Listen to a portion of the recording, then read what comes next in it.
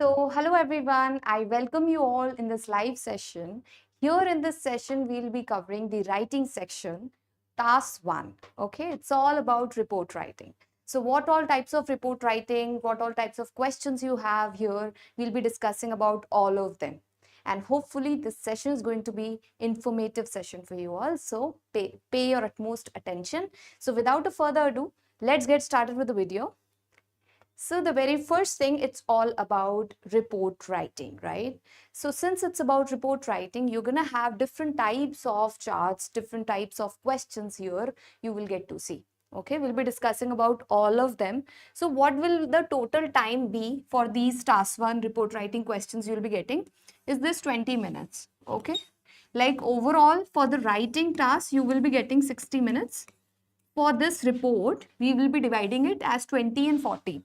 40 will be for the essay writing, which is our task 2, right? So since we have given 20 minutes to this report writing, right? And at least 150 are the words which we have to write over here. This is the minimum word count you must always obtain. Now, the maximum is, there is no official limit as such, but yes, the ideal limit says that 150 to 180. You have to keep this range between this 150 to 180 words at last, right? Next. So these are all the types of questions you will get to see here. Bar chart can be there, line graph can be there, pie chart, table type of questions can be there, process type of a diagram can be there. It can be a natural and can be a man-made process as well, right? So what do we understand with these process diagram, the table, the pie chart, we'll discuss later. And also can be their map type of questions, okay, which will ask you to compare, right? To compare, when I say, it can ask you, it can give you two types of a diagrams. One is of a before and after, okay? Now you have to compare and contrast. Now, seventh one is multiple graphs can be there, combination of above can be there, any kind of a chart can be there, two of them can be there, so that you just have to write, compare and contrast. All these things going to be there. So yes, these are all the types of questions. Let me show you how does it look like. So here you can see this is called a line graph, okay? This is called a bar graph. This kind of a bar graph you can have. This is a table type of a question. Here you have it as pie chart. Here you have it as map type of question, before and after, right? You just have to compare and contrast. You just have to see what has been added, what has been reduced, what has been reduced. So all these things you will be figuring out over here and writing it ultimately in your body paragraph. These are the process diagrams, okay? Man-made and the natural process diagram. So yes, you just have to have your own understanding of all these sorts of graphs, all the types of graphs, and then write it in the paragraph format. That's what your duty is, okay? You have to follow a particular format, which we'll be discussing later. You have to incorporate good sort of vocabularies, because you have it as your parameter, which says lexical resource. You have to use good words over there in order to gain good band, right? So you understood all these sorts of types of questions you can have. You can have a combination of two as well. You can have a one chart, you can have a two chart, three chart, as and so on, right? But all what you need to take care of is your word count limit, okay? You have to build your own understanding of the graphs, like what is actually happening, what is exactly happening in the graphs, and then you will be writing down in your paragraph format. That's what you're gonna have to do here. Okay, let's now quickly understand what is that structure which we have to follow while writing. So yes, first is always going to be the introduction. Okay, you will always see that first thing you have to write is the intro para. In that, what will you do? In the previous session also, I've explained this thing, if you do remember. In the intro para, we do one thing, which is paraphrasing the question. We do paraphrase the question itself. Now, what do we understand with this? Can anyone just tell me, what do we understand with paraphrasing? Think upon it. Deliberate it. What do we understand with paraphrasing? Yes, guys, quickly. Anyone? So paraphrasing the question only means that you just need to use synonyms. You just need to use different sort of language of that, delivering that same meaning which is there in the question. Okay, you just don't have to ever change the meaning of the question, but you are just supposed to change the words, the language of delivering the same part of the meaning of the question. Understood? That's what we mean with paraphrasing part. That's something which you do always in the intro para. Later on after this, what do you do? It's about mention what the graph shows and the time frame. Okay, whatever's there in the graph, you will just show that what's actually happening, all these sorts of things. Yes. After this introduction paragraph, you will be writing the overview paragraph. Overview para is like the must para to be have over there in your reports all the time. You must never ever skip this. If you skip this, then definitely there are lower chances of you getting a good band. So that's why I always write this overview paragraph. So once we see this overview paragraph, what do we have to exactly do in it? We have to provide a general summary. It's all about the summary. You must be aware about the concluding para, the conclusion para, right? So it's kind of a sibling of that. You can consider it as, but the overview paragraph is having some restrictions in it. You can't just write it like in the concluding para you used to do. Okay, you have to be restricted in some points of things. What are they? See, you can't just use data over here. That is prohibited. You can't use data. Understood? When I say data, I only mean that you can't use figures, okay, like the data, the number, you can't use it. Understood? And you, without using the data, have to highlight the key features, the key trends, what are actually happening over there. This is something what you have to do. Okay? So you are supposed to highlight the key trends and the changes happening, the key trends and the changes. This is something you are supposed to do. After providing a general summary, you are just supposed to just compare and contrast what is happening, right? What are the similarities? What is exactly happening in the figure as an overall perspective? You will check that beforehand. Okay, before beginning to write, you have to figure out that what is that thing which is happening in the graph, which I can write in my overview para without using data. Okay, I am not saying that you have to describe each and every detail in it. No, it doesn't have to be so lengthy. Understood? It just has to be comprised in a as much as possible comprised way or comprised format. Okay, then comes the body one. In the body one, what do we have to do? Describe the first set of the main features. Okay, let's suppose your graph was there. So you just have to figure out what are the main features there, the first set of main features which you are going to discuss in the body 1. And later, the remaining features of that same graph you will discuss in the body 2. That's how you will go. Clear? That you will firstly be discussing the half set of the main features of the graph in the body 1, and then use accurate data comparison here. Clear? Then comes the body 2. In the body 2, you will describe the remaining features. Okay? Compare and contrast whatever applicable, like wherever it is there, the comparison is there, you will just compare it and use cohesive devices. What are there? You will use in contrast, meanwhile, whereas, similarly, on the other hand, etc. You will use these words, these keywords while comparing and contrasting. So yes, you will be writing your body 1 and body 2 in which you will describe the actual data, the actual figure which you have got.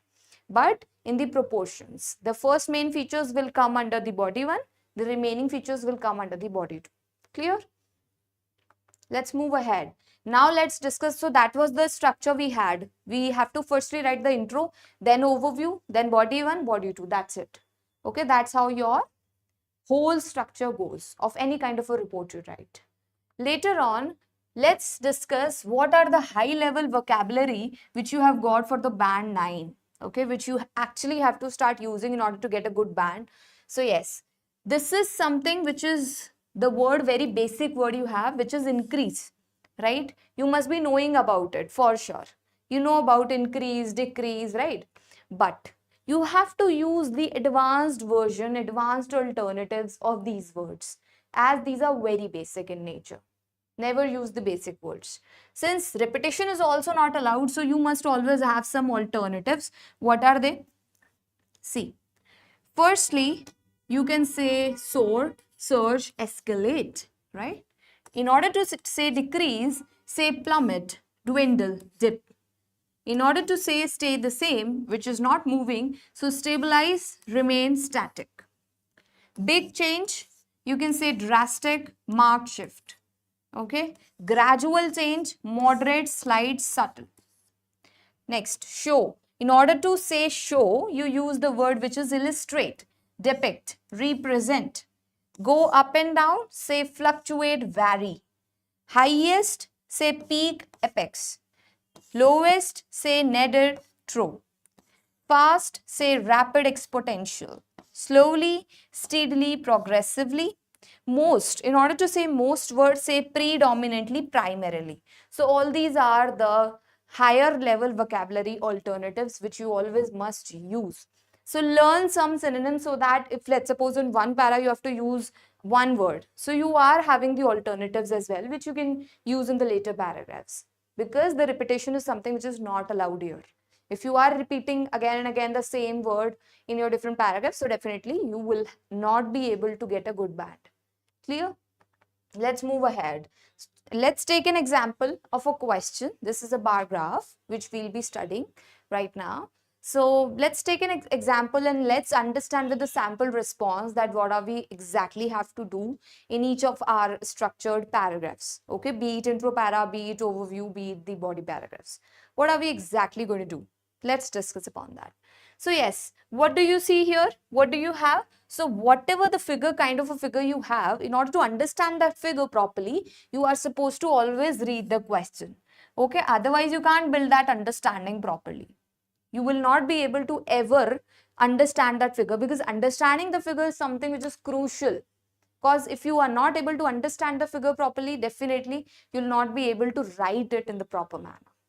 Task achievement is your parameter, which sees, in which they see that are you able to, write your whole write-up, the whole graph, or elaborated the whole graph properly or not. So that's why always read the question.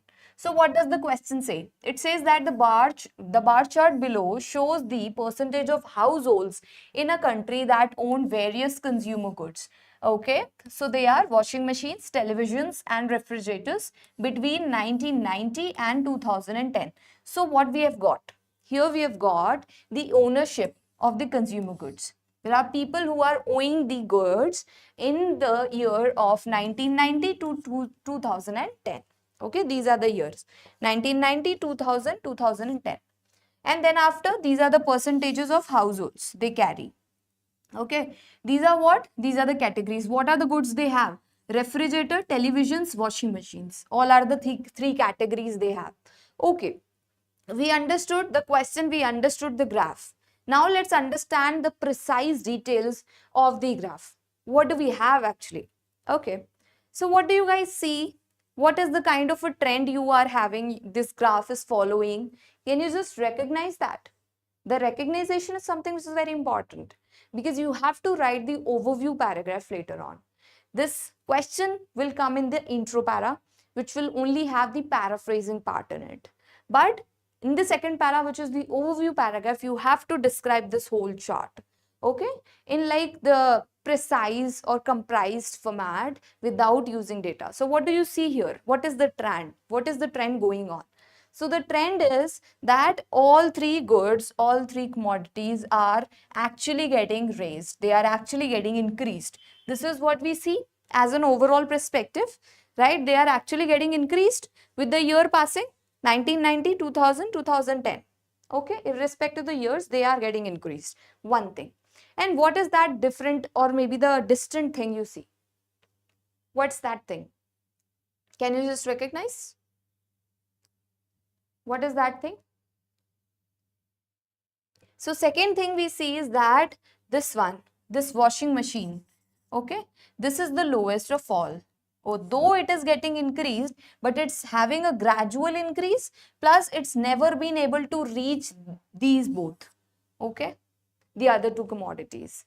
This is the lowest in terms of the other two commodities. This is what we have observed, right? These two things. We will write accordingly in the overview paragraphs. So the very first para of ours is going to be the intro para. What we'll do, we'll just paraphrase it. This was our question, okay? So we are just paraphrasing. The bar chart illustrates, instead of writing shows, we are writing illustrates. The proportion, instead of writing the percentage word, we are writing the proportion. Okay, of households that own different consumer appliances, namely televisions, refrigerators, and washing machines, over a 20-year period from 1990 to 2010. That's what we see. This is what our paraphrasing looks like. Clear? This is what our paraphrasing is. Now coming towards the overview paragraph. In the overview, we will write like this.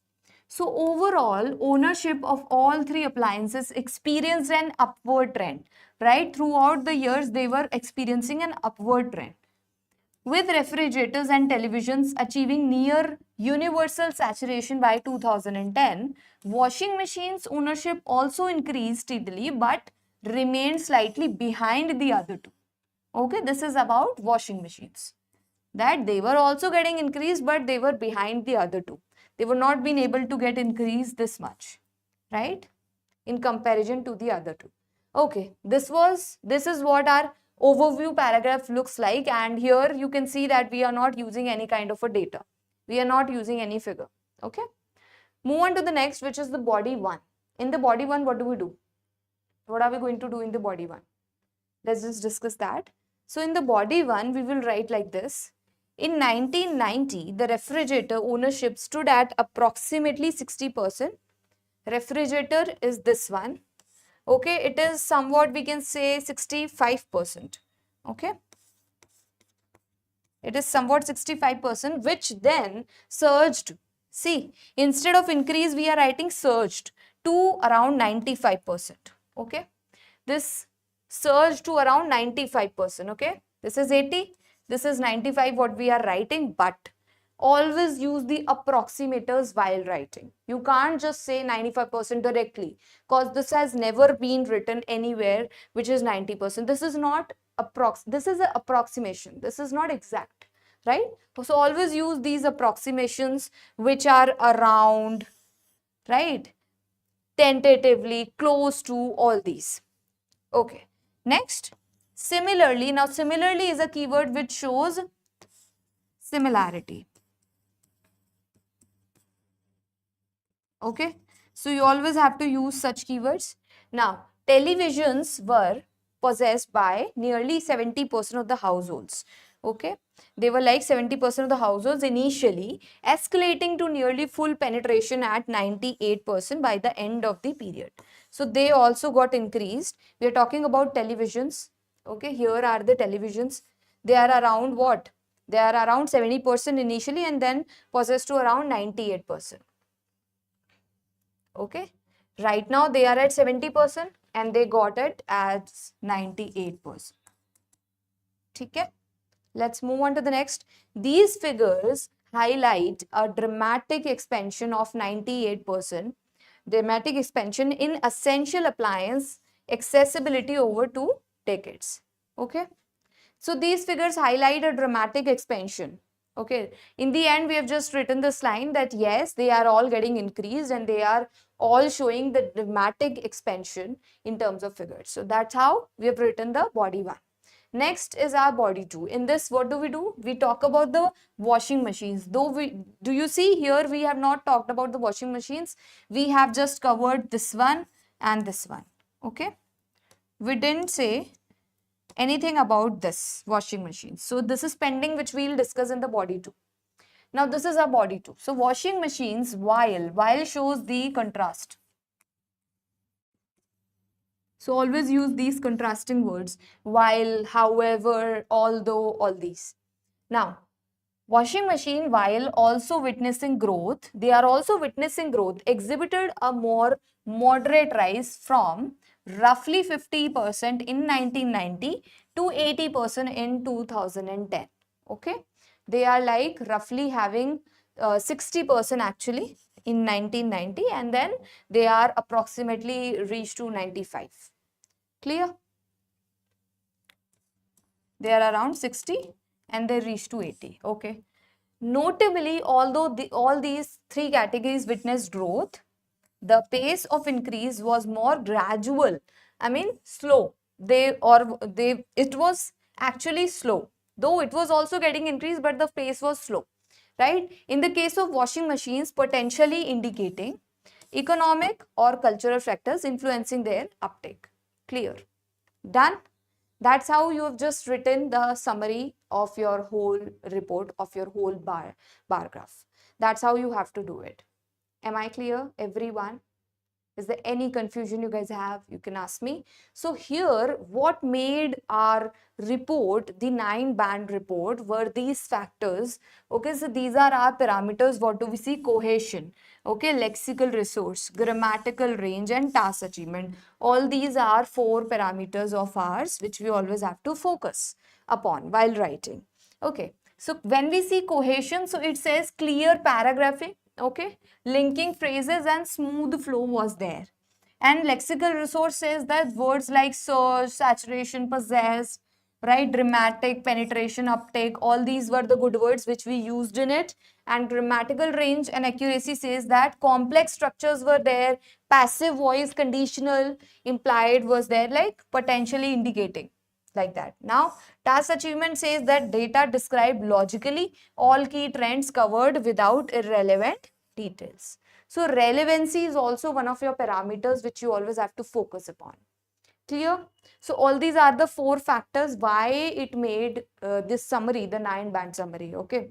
So, you always have to focus upon these 4 things, that if your write-up is coherent. It should all be coherent. It should all be in the paragraphs, the proper format. Okay. You should always leave 2 lines gap in between of your paragraphs. That's how coherent and organized it should always be.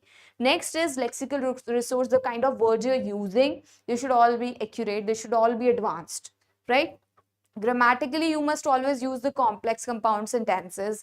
They should all be there with the usage of connectors, conjunctions. Okay, they should all be there in the passive voice. You must never use it in the first person. They should all be there in the third person. Next, task achievement. You must always write the data accurately and must cover all the pointers, all the essential pointers of that graph. That comes under task achievement. So yes guys, here we wrap today's session up, since we are done covering everything about all the types. Like, this is how you have to do. You have to build your own understanding of the graph first, and later on it will be easier for you to then later on write it properly. If you know the time management, you can do it properly. What is the time management? The time management is, firstly you would give your 5 minutes, okay, in terms of preparation. This is going to be the prep time, in which you will utilize the understanding of that graph. You will utilize it in order to understand that graph properly, and later on you will be writing it in 13 minutes. Once this 13 minutes are over, you have to just respond, okay? And later on you will have 2 minutes with you, in which you are going to do what? You are going to revise. You will be revising. See, revision is very important. Since we are human, we are bound to make mistakes. So that's why in order to revise, you just correct your mistakes, whatever kind of a mistakes they are. Maybe there are some spelling mistakes, maybe there are some grammatical mistakes there, maybe you have used wrong tense over there, right? A wrong word is there. So try to just correct everything by yourself rather than the interviewer doing it for you. So yes, that was it about today's session, guys. I hope it was an informative session. You will incorporate all these things. You will learn good words and write in your write-ups. So thank you so much, guys. This was it about today's session. We'll meet you very soon in the next one. Take care. Bye-bye.